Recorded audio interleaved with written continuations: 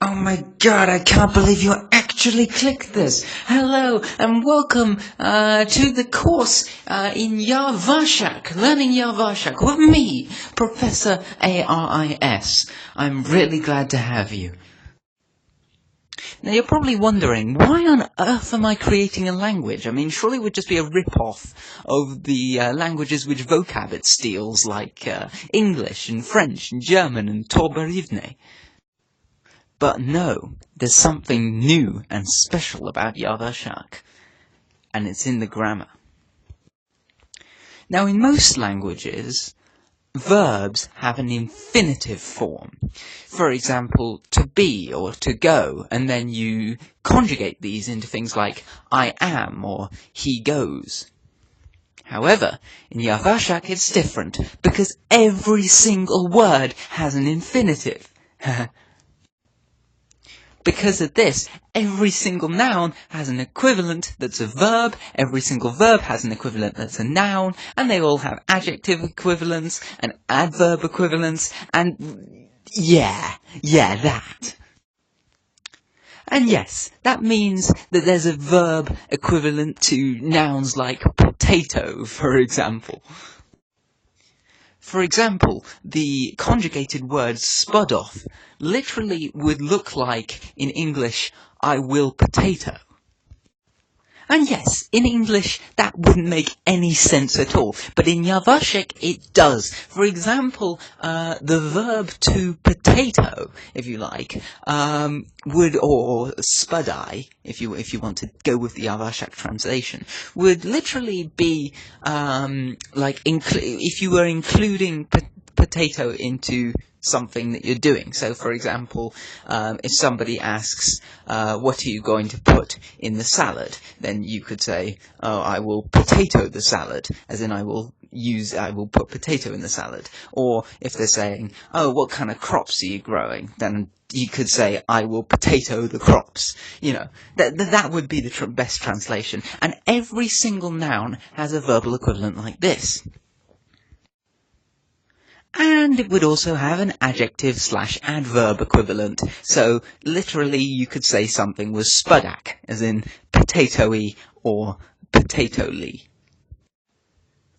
This means you'll probably learn all Yavashik words that you will ever know as infinitives, meaning, unfortunately, you have to be able to conjugate them into the way you want them.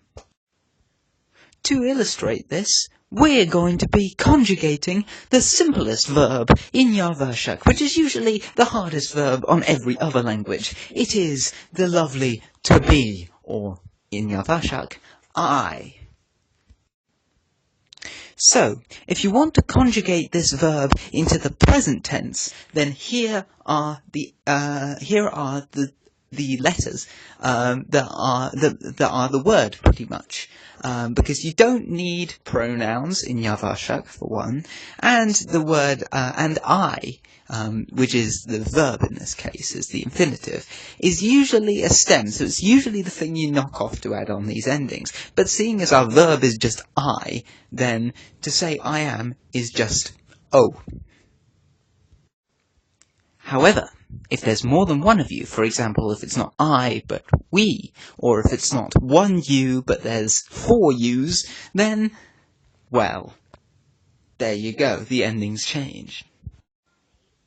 But hang on, I hear you say. Maybe you don't always want to use the present tense. Maybe you aren't always definite and declarative. Maybe instead you want a different mood, or maybe, I don't know, something else. Well, luckily there are different things you can do to change the verb to get it to exactly what you want.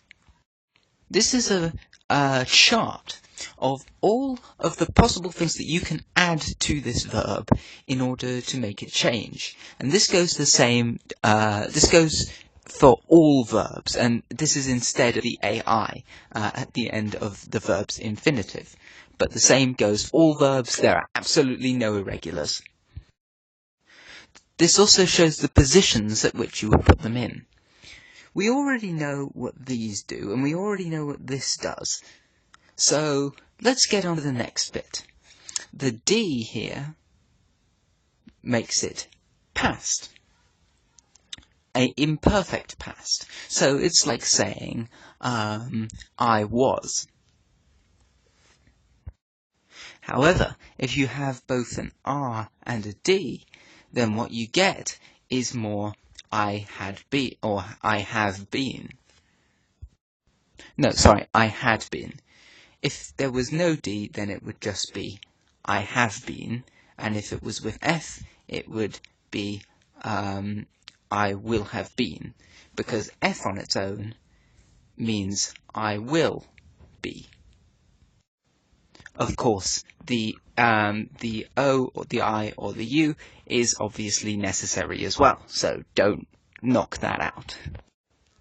However, that leaves us one last batch of letters that we can potentially add into our verb to enhance it. These are different indicators of mood. If you don't pick any, then that means that your verb's mood is going to be indicative, which means you are saying something and you are sure about it pretty much. The indicative in this way is a statement of fact. However, if instead you add the L, then that has a different effect. That makes it subjunctive, which means you would be something, or it's just about something you're unsure about. As for the M, that's for imperative, if you're commanding someone to do something. And finally, the N is if you're asking someone a question. It goes to the interrogative, and you have to use the N. Obviously, this column is you have to use for every time you conjugate a verb. However, the others are completely optional if you want to enhance your verb and make it have a little bit of different meanings. So, to recap on what you may have learned today, what do you think this would say? Or mean? If you got that answer, you were right.